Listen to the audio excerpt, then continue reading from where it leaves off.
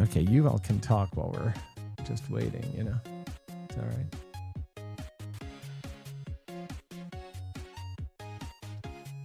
Come on.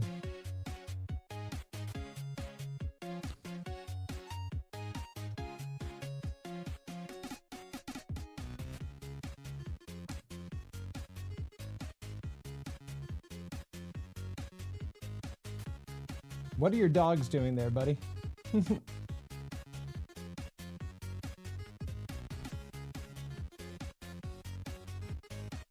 Is there somebody breaking in over there, Mark? All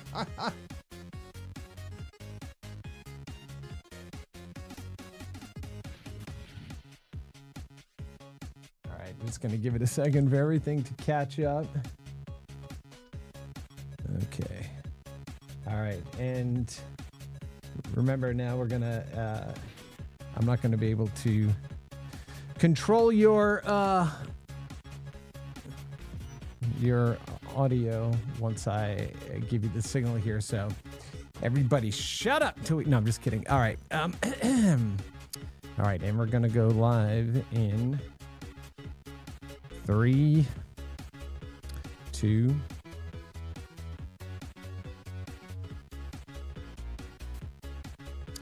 Well, hello, everybody, and welcome to Boss Rush. Here we are. Yay! We are back here again on this Friday, February 27th. My name is Chris Melisinos. I'm the host of Boss Rush and Gray-Haired Gamer. And we have the whole crew in the house. With me, we have... Dean Takahashi, editorial director at GameSpeed, and I'm putting together a bunch of stuff for GameSpeed Summit in LA on May 18th and 19th. Yeah, you are. Welcome, and come on, Susan, you got this. Oh, it's me. Okay. Yes, this is the way it goes every time. It's all right. It's the ritual now. It'd be fun if we didn't stumble. I know. I'm Susan Cummings. I run 10-6 Games. We're launching You vs. Zombies this year, so my brain is kind of fried from zombies. Fried from zombies. Fried brains. And Fried joining brains. us last but certainly not the least. Hi, I'm Mark Delora. I am insane right now. I am working on some projects, also the GDC. Yeah. Everything happens to happen at once. But I'm very excited. GDC. It's this regional sort of conference. It's an up and coming, upstart there, and yeah. So yeah. And I know your hair on fire right now. Hoping it takes off this year. Yes. Oh my goodness. Yeah. No, lots going on. I mean, we all have lots going on. A lot going. Yeah, so before we go ahead and jump in and get started, so how is everybody doing? How is everybody feeling? Did you avoid the dice crud? Tell me what's going on with your lives. I still have the dice crud. Oh. Yeah, I was supposed to go to so yes, I Seattle avoided Indies 100%. event. Yeah. Yes. So that just means you're not inoculated against the GDC crud. Better be careful. But yeah, well, Susan advocates for abstinence. That's what that is. That's exactly it, yeah. Dean, how about you, buddy? I caught a 24-hour kind of crud, but just slight lingering now, but otherwise fine. I think that's just an excuse to sit back and play more Arc Raiders without being disturbed by work. Oh, I'm not feeling No so measles, good right? No one ended up with measles. I'm a little paranoid about the No. measles. I mean, obviously I was vaccinated, but still. Yeah. Yeah, no, I have avoided all of that.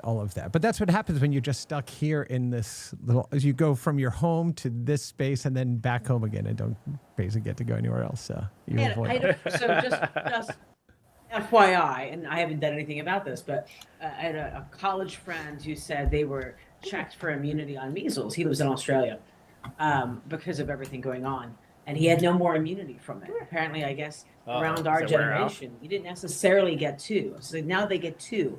And I have no idea if I had 2. So I know. So it might be something to check into. And if I wasn't such an idiot, I would have done something about it and figure out how to find out. Well, that's just what's going to make it fun and exciting. It's like So rolling the everybody, dice. It's been a lots of Russian cuffs and roulette. hugs for Susan at GDC. Boop, boop, boop. Oh, look who it is. It's Wonderful. Mr. Bowser. Yay. Secret entrance there. Oh my goodness. All right, so we have, my goodness, Now I was just right with the word. a lot of news to go ahead and jump into. So why don't we jump over to the news? We have another day, another $110 billion in investment for OpenAI. Oops, wait, that's the wrong industry. All right, everybody, thanks for joining us today. All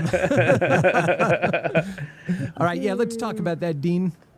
Tell us, what was that again? Repeat, please. Well, I do think that all of the money going into AI now is kind of sucking money out of everything else anywhere near it, right? It's like that old analogy. I remember the Intel CEO once telling me about the creosote bush in the desert. Like it puts out poison like 20 feet in a radius around it and kills off all the other plants, right? Wow. So it gets whatever water there is in that area. So anyway, AI is starting to feel like, hey, they're getting all the money, and where's the rest for gaming, right? But there are things that happened this week, I think, that maybe are interesting for gaming. So, anybody have something that comes to mind? Well, there's No changes in any of the console companies. For Yeah. No, it's been very quiet. It's been very quiet. Yes, but perhaps we Business take a look at an interview here with This Mr. is Tuck. one where it's like a once in a generation event that causes everybody to have an opinion, right? It's like Everyone who ever worked for Microsoft clearly has an opinion. Oh my god. The game industry, here's an man. example with Peter All of Moore, Twitter. long departed from Microsoft. Let me tell you my hot take. Who's got the hot take?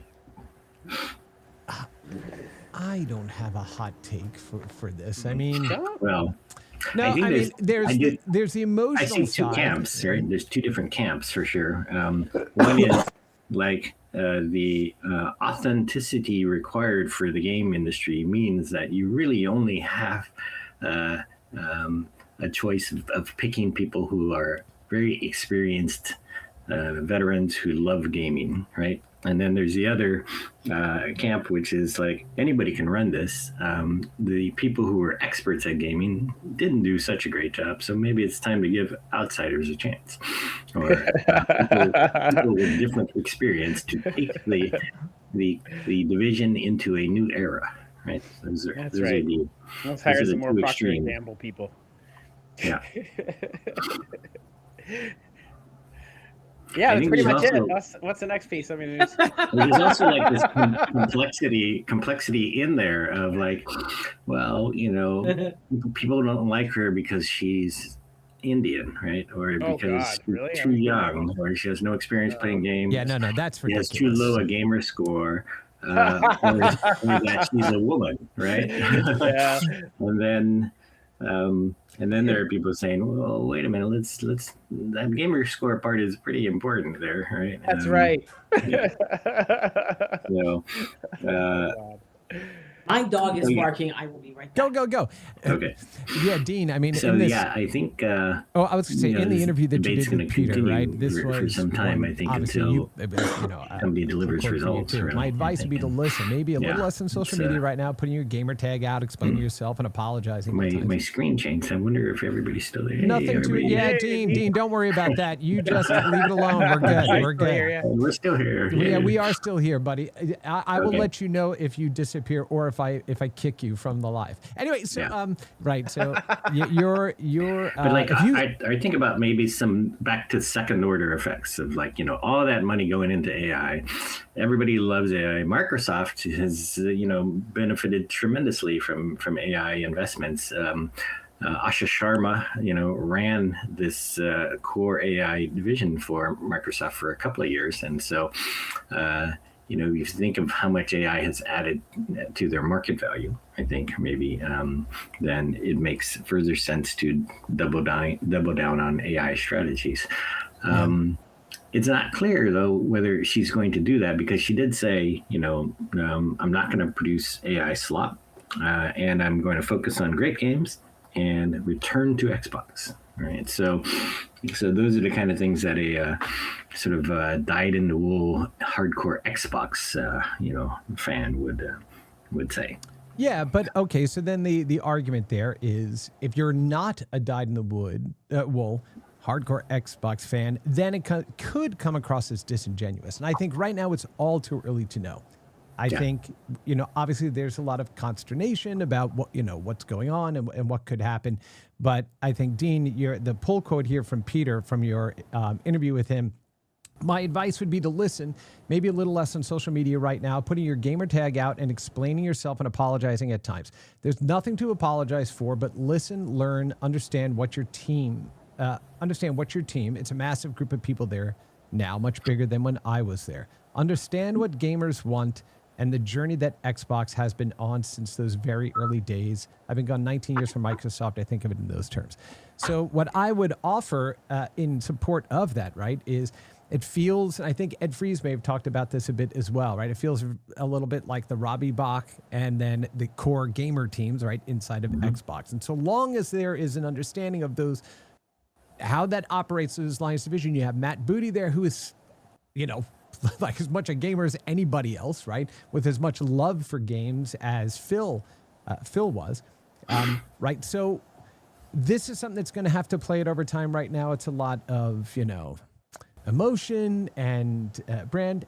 I would say, though, that there have been some moves, right, with the Xbox brand that maybe have not panned out, right, or didn't feed into the kind of the culture or what that meant. So right now, it's a bit of an identity crisis, it feels like, for Xbox. Yeah. But what I will say, man, is that this... I'm sorry, let me finish this last piece. This feels like the perfect opportunity. Let's go, Sega. Dreamcast 2, baby. Where are we going to see Dreamcast 2 showing up now? Now that there's right now that there's an opportunity. Let's go. Bring that back. Who's with me? Dreamcast 2. I know we've got Dreamcast fans on the live because I know John Goodell is in there. No, but in all seriousness, right? It is an opportunity for Microsoft to figure out how they move the Xbox brand forward. And I think it's also an incredible opportunity for their competitors, right? For PlayStation, for Nintendo, but Nintendo always carves their own thing. I also think it's an opportunity for Valve, right? And what they're doing with their ecosystem and the hardware that's coming out around it, right? So it's going to be a wild couple of years, right? Yeah. So hang on. The whole thing about the whole thing about the woman too becomes more complex and interesting because the person who essentially seems like they've been let go is Sarah Bond, right? And she's been at Xbox for 8 years, including multiple years in the role of being president and COO, the number 2 person, really. And so, it just makes more complex. I think it'd be very interesting to see where Sarah lands next, because if she's still very interested in gaming, I think the experience you have of running Xbox for that long, I think, can be invaluable to other companies. Yeah. I think. Well, listen, Dean, you brought it up, and so I'd like to not put too fine a point on it. The discussion around her... I think Chris froze for a bit for me. Around her nationality, discussion around her being a woman, freaking nonsense. That's just stupid, okay? That has nothing to do with how well somebody can go ahead and lean into this community and build, right? So that's just the internet, right? Let's give them a chance. This is a big movement. We all have friends there. We all love the contribution that Xbox as a brand and their studios have given to the industry over time. We truly care about the health of the industry. Let's wish them the best. Let's see where they go with it. Let's hold people to account when they may be doing the wrong things, but it is so early to know. Let's give them the benefit of the doubt. You skipped the part that I thought was the valuable part, which is in a huge company like that, Asha Sharma is going to be spending most of her time managing up. Matt Booty got promoted. Matt Booty's the one who's like running things. Yes. He's super pro, been around the block, been running the teams, like and he is a gamer, right? So Yeah. I have a whole. By the way, lot I of said all of that, faith Mark. in I that. don't know if you were just ignoring me, but I was definitely ignoring Well, you. I think you guys are correct in I this, was totally this ignoring all of it. very important respect, which is the title is incorrect, which is Xbox CEO. It actually means person in charge of dealing with Satya, the board, and other Microsoft bureaucracy. Yes. Organizational advocate. That's a job. That's right. Then maybe you don't want to put a gamer in that. Just to add, I don't know how much we talked about since I walked out of the room, but All the of fact that she has this background in AI, I think, look, it may self-serving, I think is really, really interesting, because I think what I've seen, the consoles and the large publishers are all largely terrified of AI and what to do with it, don't know what to do with it, don't understand it, are afraid of how gamers are going to react to it. And she's not making games. So she's not going to make AI slop, because the CEO of Xbox doesn't make games. That's right. And a huge part of the Xbox business is third party. So this is like a nothing where it comes to like what the content is going to be on the Xbox. But it means that perhaps Xbox will show some courage in looking at innovative technologies and not be so stressed, and understand and have a knowledge of what's going to be a fundamentally important technology to our industry going forward. No, as soon as they get the crypto stuff integrated, though, that's when I'll really be excited. Yeah. Well, Darren Gladstone, friend Darren Gladstone, and frequent guest here, and we'll talk a little bit later about his role at GDC.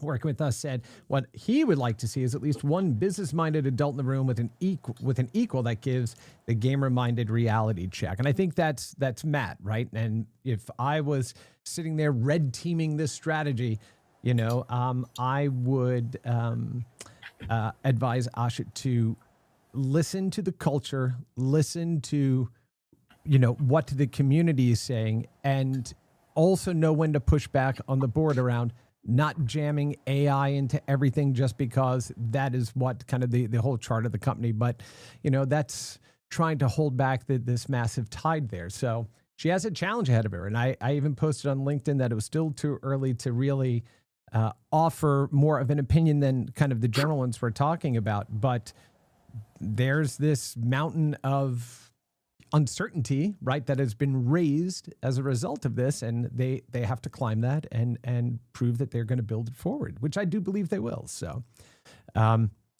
it's all, armchair quarterbacking it right now, right? So we're not in those rooms. Let's, like I said, give them the benefit of the doubt. We would never do that. Exactly right. So yeah, I mean, there were like 4 or 5 different articles that came out about that. So suffice to say, it is well covered and documented. There is that, heavy duty concern that maybe gaming companies are not learning enough about AI at the same rate many other industries in the world are right now, right?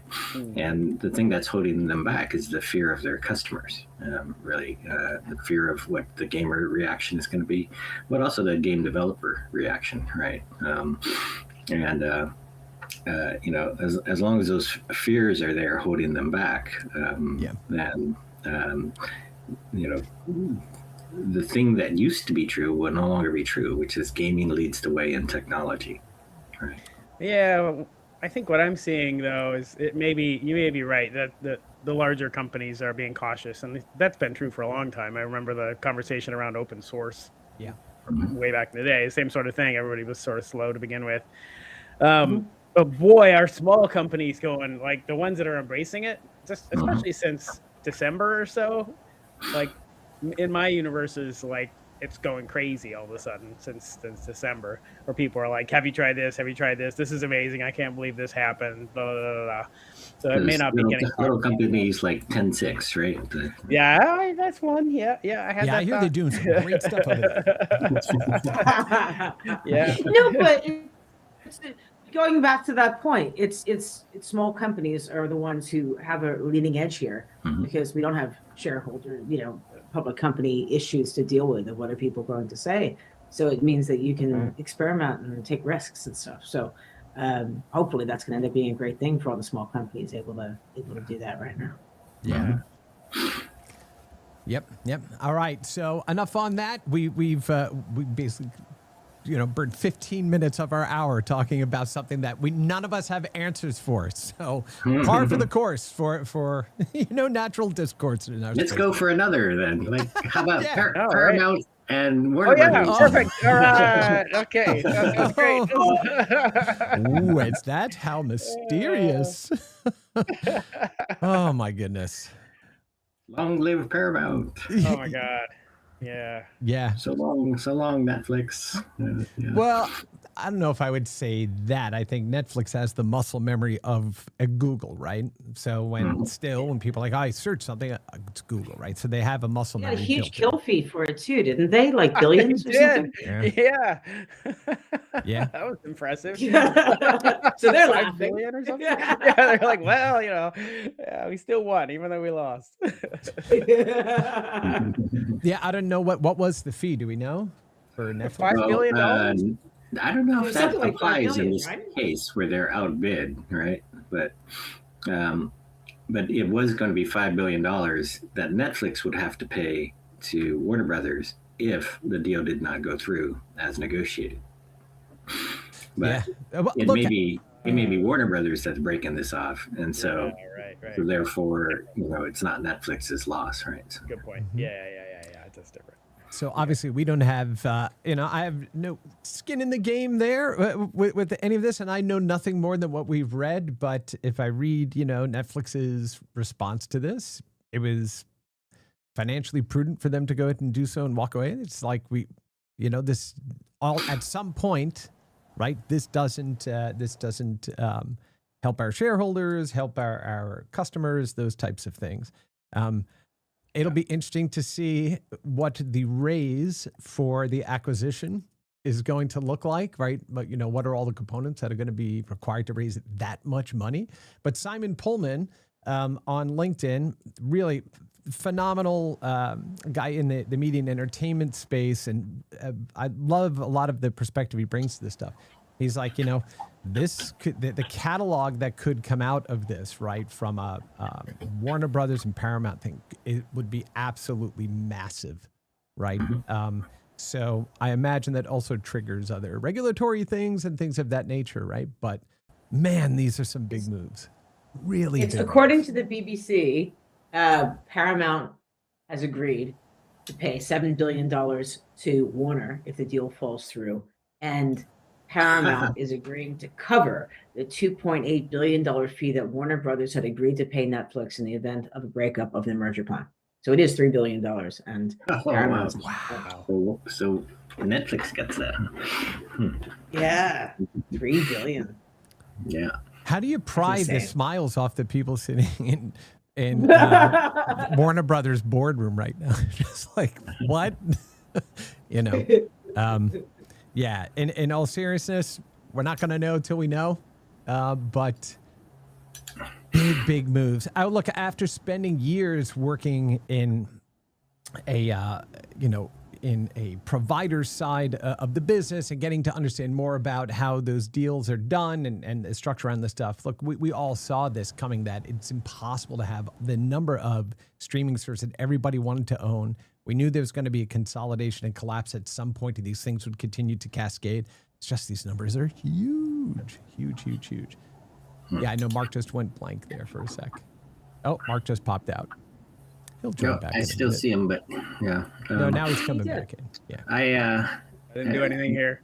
I'm very interested to find out, what all of those gaming assets add up to at Paramount now, right? So they have Skydance, as well. A lot of VR business there, I think. But Warner Brothers Games, WB Games, is probably what a $1 billion or $1.5 billion revenue business any given year, right? So, it's in the shadow of Warner Brothers $44 billion in business a year, right? But in gaming, it makes them into a much bigger player overnight for sure. Yeah, for At sure. least back in the day. I mean, I used to work, for Paramount, and they didn't really have internal game development back then, and I don't think that ever changed. It's really all licensed business for them. CBS and that and Nickelodeon, like that's all part of the sort of same circle for them. But I don't think they have anything internal. Yeah. Yep. All right. Well, let's get back to some more game related news. There's a piece I wanted to make sure we mentioned here too, which is Game On documentary about Brenda Romero nears Kickstarter goal. Yay! Yes, exactly. That definitely deserves a hooray, hooray. So filmmaker Teresa Long launched a Kickstarter campaign to raise funds to finish her documentary about Brenda Romero, the visionary game designer. And thanks to my article, it's now over the hump on the $25,000 goal. I take all the credit, and any extra goes to me, right? Fantastic. Yes, I believe so. Fantastic. That's what I read. Yes. It goes to the Dean Takahashi podcast studio that we're going to be building for him.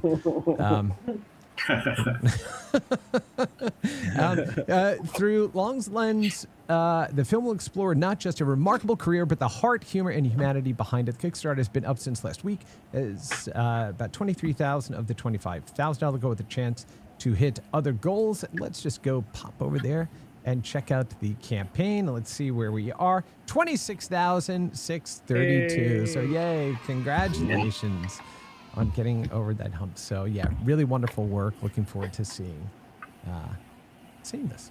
So yeah. All right, what else do we got, gang? Let's see. All sorts of stuff. New York sues Valve over loot boxes. Dun, Yeah. dun, dun. Yeah.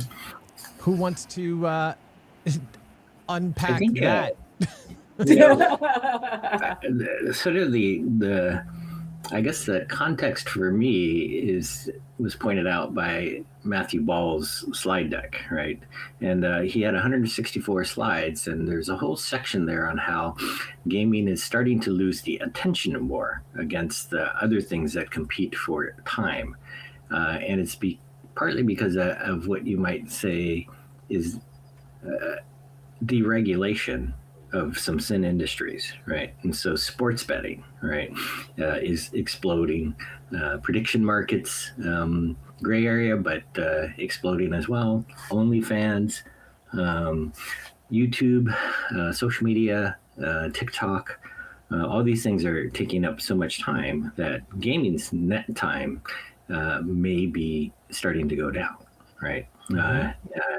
However, Matthew also had 5 different trends that were sort of fueling gaming still, and they include Roblox, right? And Roblox is one of those time stealers for kids, right? And so if you catch those kids early with gaming, they stick with gaming, through their childhood, but also keep playing games and age up into games as they get older, right? Whereas the sin industries, they can't start that young, right? So you can't do OnlyFans when you're underage. You can't do sports betting theoretically when you're underage as well. So gaming has a natural advantage to try to take more time from everybody else, right? Toys might be, the only real competitor, but look at all the toy companies like Nintendo. This week also launched some toys, but digital toys really, or digital games really, are the thing that are stealing time from kids these days. So I think there's like some very good trends for gaming, but also some bad trends. The bad trends being that gaming once used to be the thing that everybody was afraid of was going to steal time from them, but now these other things are stealing time from gaming, and I think that one of the difficult things about that last slide that Matthew Ball created was to show if you had something like a 7 to 9% growth rate in revenues for gaming in 2025, you have to back out so many things. Like you back out China, because only Chinese game companies can really succeed in China, right? you also have to back out the share that the Chinese game companies have of the world market. Right. And so then you get essentially something like the Western market, right? And then you back out like 2.8% of the growth that goes to Roblox, right? And then the net growth from that 7-9% revenue growth for the game industry becomes zero for Western game publishers and developers, right? And so then that is a very serious problem, right? That the industry itself is not profitable. If that starts to shrink as well, then it becomes the only way to grow is to extract more from the people who are now playing, right? No, not necessarily. It's not extract more from people that are playing. It's understanding that the way we play has changed, right? The way we consume content has changed. And I'm glad that, people are waking up to this. Not to put too fine a point on it, we've talked about this very thing for almost 2 years, right? That what we face as an industry right now is you're not competing with other game companies. You're competing for attention, and you're competing for low friction, FOMO type of attention, because what we are doing with the way we cut up media now is we are conditioning people to consume content in increasing more content in decreasing chunks of time. So for example, and this is a talk that I'm giving at GDC, by the way, the average TikTok, I think, is 47.2 seconds long. The average TikTok user at the time that I pulled these stats watches 133 a day, right? And that equates to about 90 minutes, the length of a full-length movie, right? So when you look at YouTube doing the same thing, just with longer form content, so you're watching a little bit less of it because they clock in at about 10 minutes, but you're still getting well over the hour per day. Now do that with shorts and reels and this fractional stuff that they're doing on Spotify. Look at NFL Red Zone, which I think we talked about this before, just throws all of the touchdowns for every game going on into your face, and so on and so forth. So we're not just doing it with just video. We are creating these fractional moments of engagement across every piece of content that a consumer can possibly get access to through this low friction, always in your hand, always on device. And then we say, hey, sit down and play my 80-hour game. And your brain is like, what are you talking about? I did hear, and I don't know if I mentioned this last week, but I did hear from somebody in Hollywood that said that what they're finding is that in the course of a movie, like the new Ben Affleck and Matt Damon movie, they actually have to surface the plot of the movie 4 times so the audience understands what's happening. Like literally, you have to in the movie they have to remind you, the viewer, of what's going on because they know you're distracted. So I don't think it's about squeezing necessarily more time or nickels right out of the people we have. It's also understanding how we shift the way we think about video games from this video game to the act of play. How do we play right in those spaces? And by the way, anyone that's going to GDC, please come and attend that talk. Is that just an ad? I sort of got distracted after 47 seconds of what you just said. Yeah, just made an ad. I'm reminding you, Mark, that it's fractional, and that's why you can cut this up into 1-minute chunks, right? Okay. I did it in sections. So I'll make sure I have 10 shorts for you. If you do want to look for more good sides, the other good side I think that is interesting is. Hold on a second. Let me park that. Susan had a comment right there. I want to make sure we heard her voice. Susan? That's okay. I was going to say that this takes us back to where the industry started, when it was about quarters and really short, moments of gameplay. In some ways, it's just coming full circle. What's the bite-sized stuff, right? I'm not saying we should just go back to point out, but I think that you look at some of the things that have really taken off. Vampire Survivors, for example, is built around 30-minute gameplay loops. Mm-hmm. You think about the auto battlers that have gotten so popular too. So I think there is something in that. As a parent, I know that my son's ADHD is not helped by the mobile phones that he's grown up around, and this generation has very little attention span, but ours does too. You know, it's not just the kids who are affected by it. We're all too busy swiping our phones and consuming TikTok and everything else. So, so I think Chris is right. We need to rethink how we frame entertainment and how we consume the entertainment. All right, Dean. That is horrifying to hear that they have to restate the plot.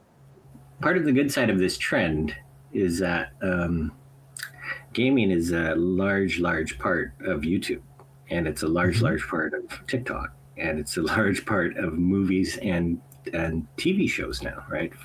Fallout, The Last of Us, all those TikToks that are about Call of Duty are in the billions of minutes, right? And so,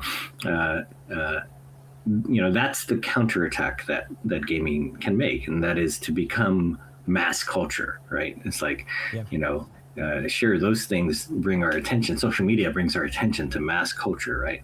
But what if gaming takes over mass culture, right? then you actually steal time back. I think that some people think is actually going to them, right? But no, it's actually still going to gaming, right? Yeah. And I'll remind you, Gen Xers, Gen Y, they are a massive opportunity that's being missed. But we can talk about that Twitch, much more. Right? Things like Twitch. Yeah. Huh? What's that? Oh, I was just going to say, I've forgotten to say Twitch so far too, right? But yes. Oh, that little thing. Yeah. All right. Awesome. All right. What other big news beats do we have? See how I tied it back to GameSpeed, Dean? What big news beats do we have that we need to go ahead and discuss here? Let's see. I got a couple for you, but I want to hear from the Peanut Gallery. So, Mark, distracted Mark. Meta shift focus of Horizon Worlds platform from Quest to mobile. Oh yeah, I think we covered that last week. Mm-hmm. Yeah. But why are people writing articles about it?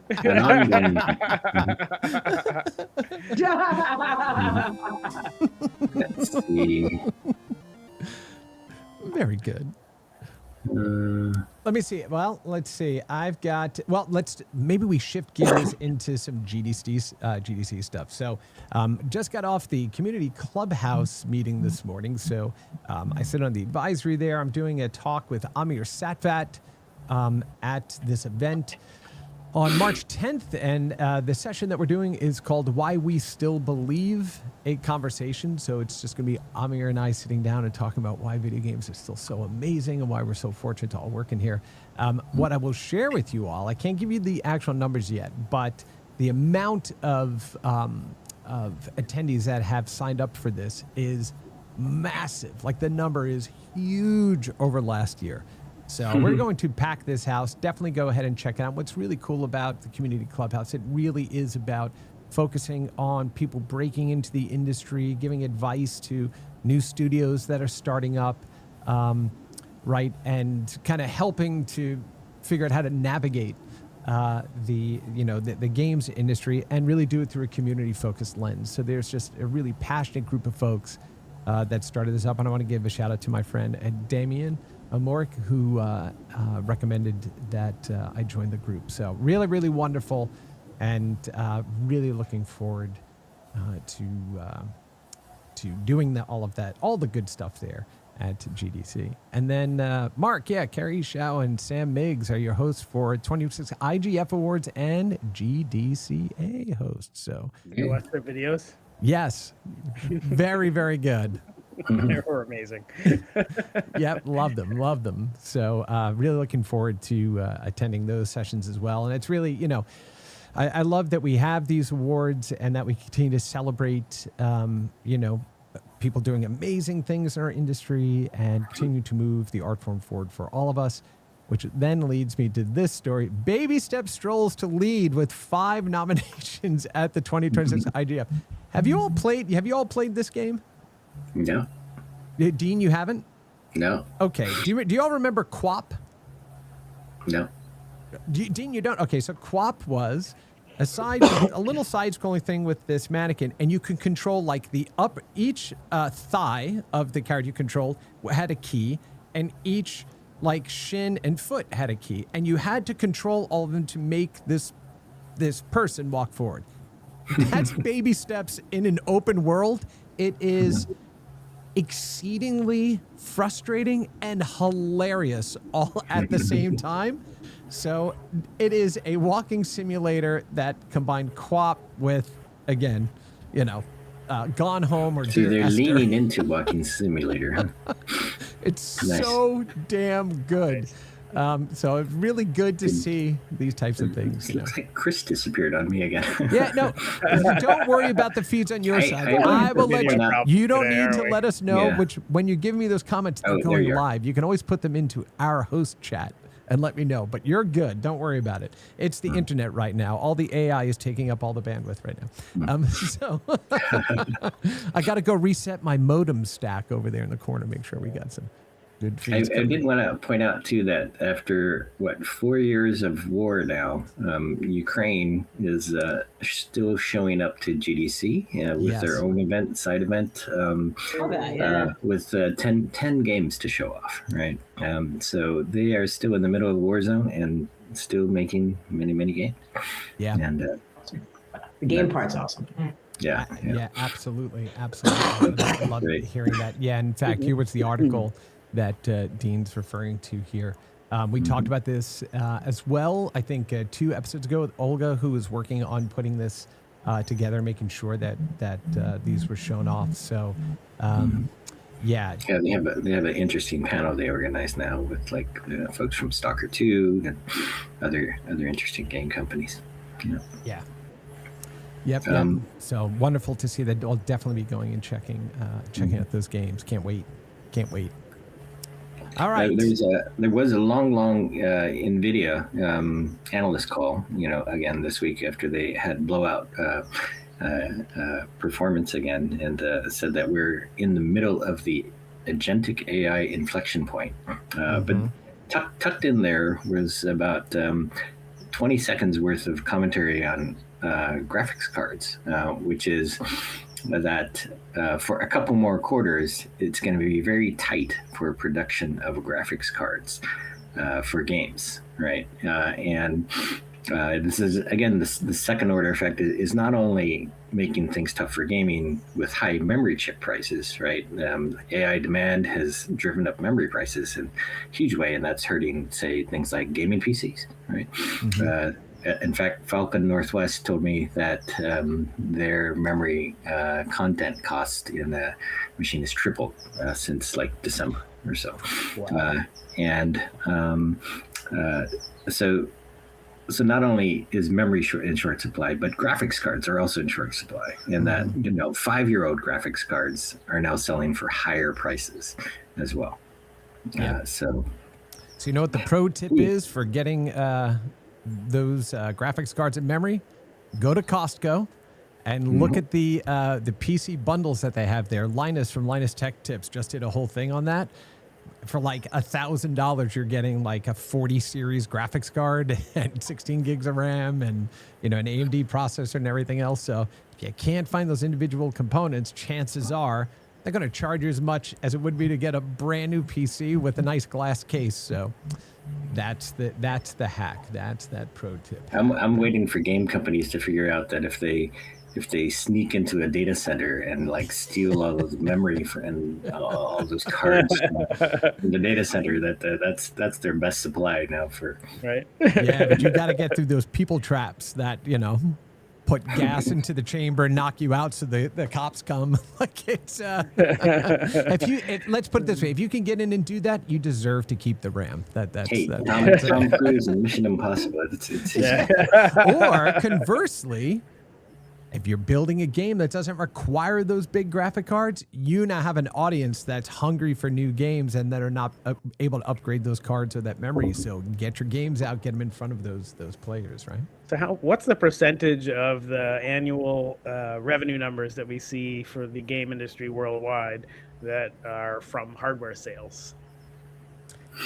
That's a good question because nobody really puts all of that together that frequently.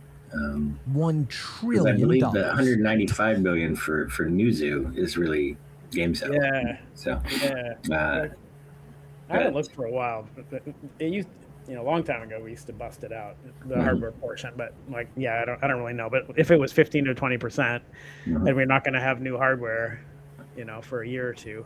Yeah, I think these days a single order of new stuff for OpenAI to NVIDIA is probably the whole size of the game industry. Yeah, I think that's right. If we can incorporate that into our annual revenue numbers for the game industry, I'd be all for it. But I think probably in a year from now, we're going to be looking at like, oh, look, the industry went down by $10 billion, and it'll have been hardware based. No new hardware. I mean, would you try and ship?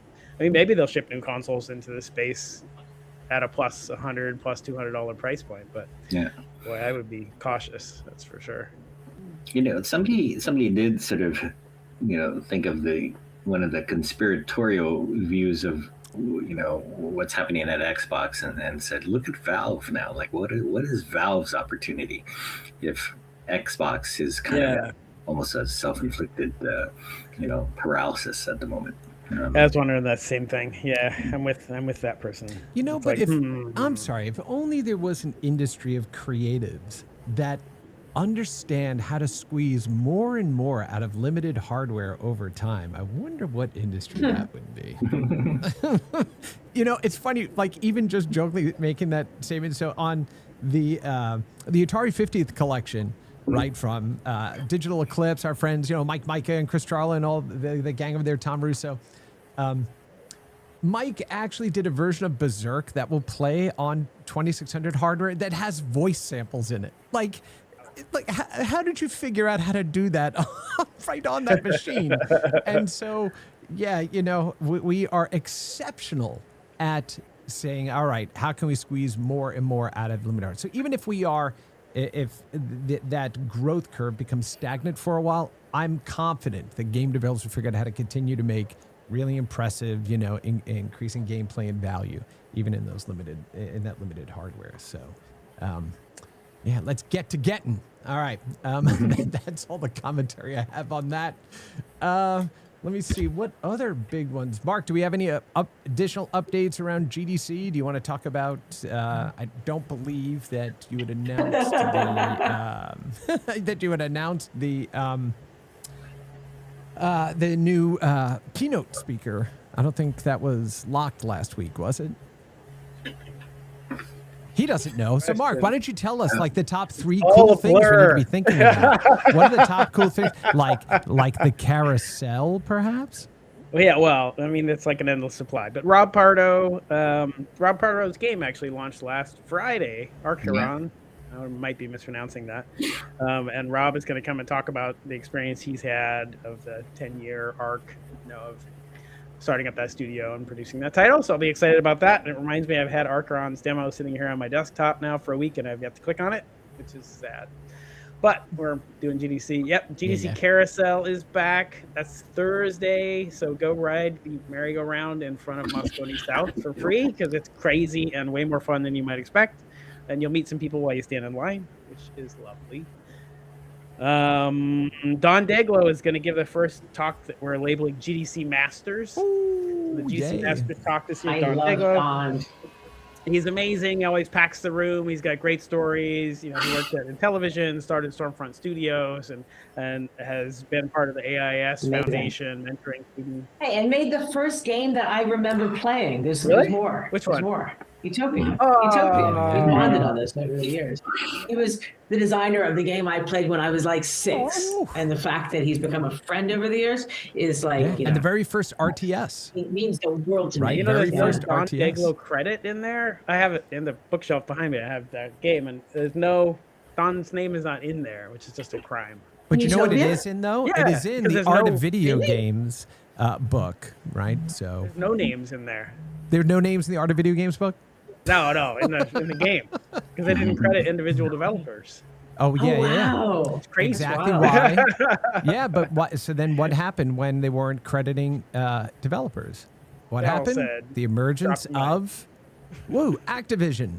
That was the reason, because they wouldn't give credit to the developers, so they left and created Activision. And every game that came out of Activision in that era told you who designed it. David Crane. Right, all the way down. So yeah. And Anyway, Activision yes. turned out to be such a fair-minded company to I work was just thinking, you know, it's kind of like the origin of EA, you know, when it was supposed to be the United Artists model. Clearly that, you know, Right. aged well. Oh yeah. We were all Every young once, company does this Susan. over We were time. all Yeah. young once. We just need to all have smaller companies, and that doesn't work either. I don't know. There's no answer. Do your best. Well, we're finalizing we need to finalize our Crossfire lineup Yeah. for our GameSpeed GDC event. That'd be awesome. I guess we're maybe an official side event now, momentarily.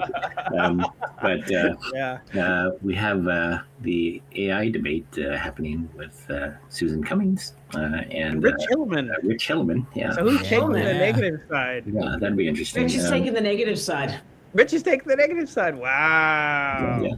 No Well, AI in TVs, I guess. I think the way I talked everybody into this was there's a go slow AI and there's a go I fast. noticed that. And so Yeah, I I noticed don't think there's okay. exactly a negative AI we have represented.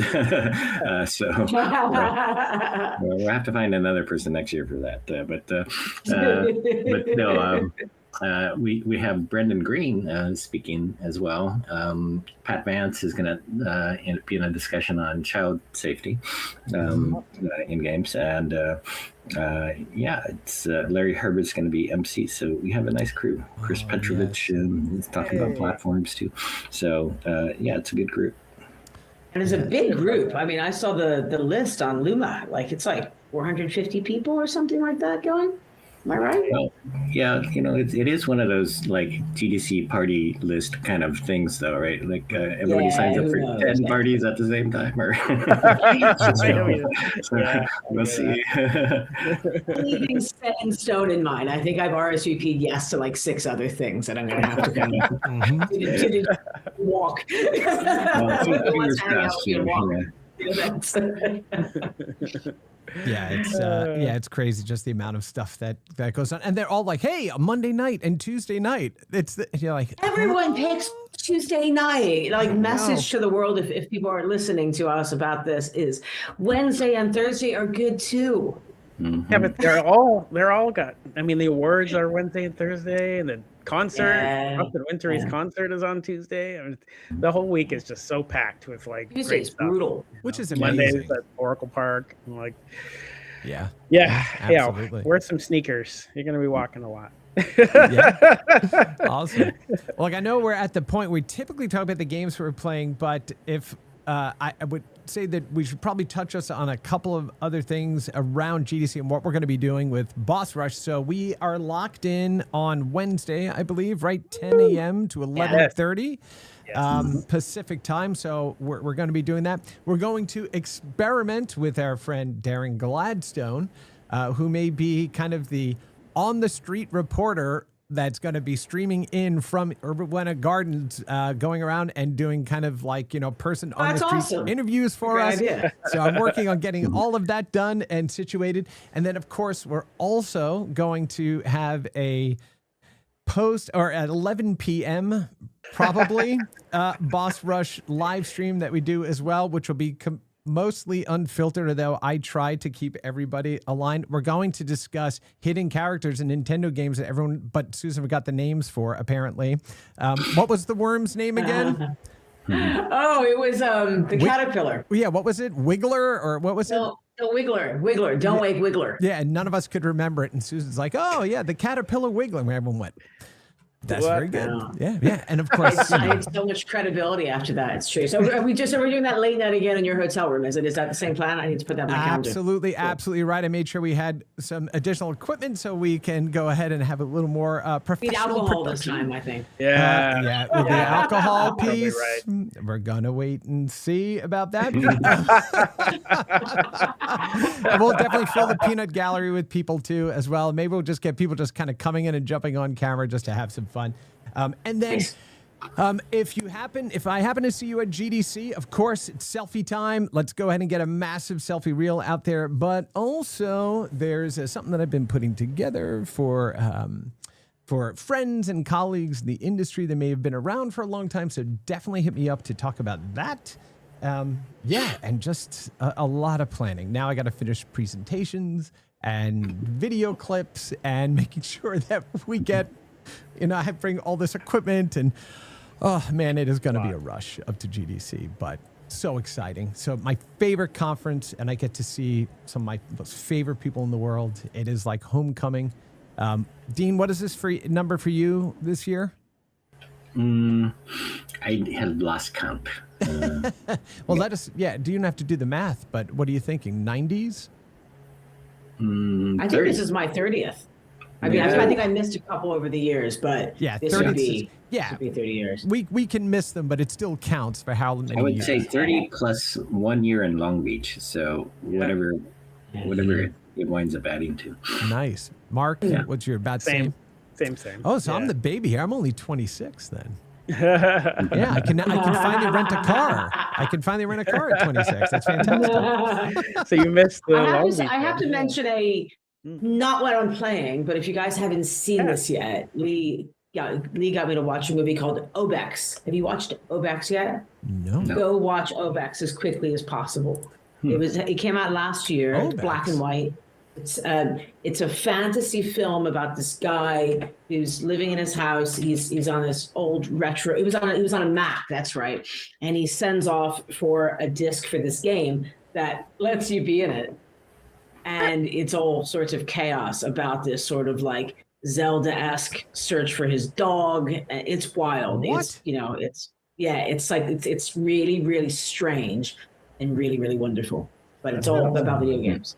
And I don't know how I'd never come across it before. And Lee's like, we're going to watch this. And I watched the trailer. I'm like, oh, yes, we are absolutely going to watch Maybe this. because now. it has So a it's called 5.6 rating. Yeah, those are the best though, buddy. Those are the Theme up the best. circuit.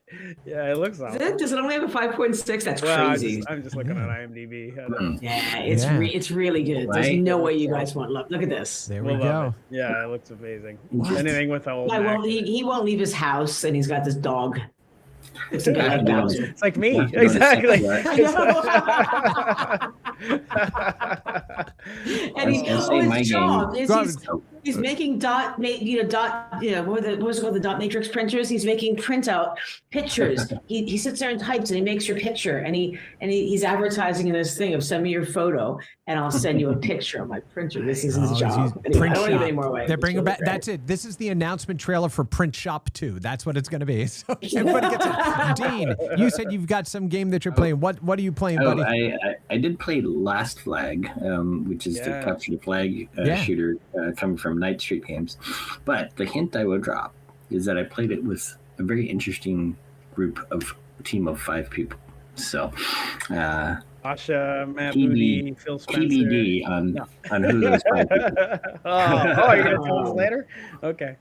When are you going to drop that knowledge? Probably sometime next week. Okay, yeah. So next week will be the last live stream before we go to GDC. It's going to more than likely be 90 minutes. I don't know if my co-host will be able to join me for all those 90 minutes, but we're just going to unpack all the stuff that we are excited about for GDC, last minute changes, all that kind of stuff, and then take any questions that people have about that and all that kind of great stuff. So look forward to doing that extended episode. But with that, it's pretty much going to go ahead and take us out. So I want to thank, of course, my co-host Dean Takahashi, Susan Cummings, and Mark Delore for joining me, and all of you this week. If you please go ahead and share the link when we go ahead and post it to your friends on LinkedIn, YouTube, and Twitch. We also have the Spotify channel. I know I'm about 2 episodes behind. We're going to try to get those posted this weekend. And yeah, just GDC. It's a train without brakes, and it's coming straight at our faces. But that's going to go ahead and wrap it up. Thank you all for spending your Friday with us. We hope you have a wonderful rest of your day and an awesome weekend. And we'll see you next week on Boss Rush. Thank you. Bye. Thanks, everybody.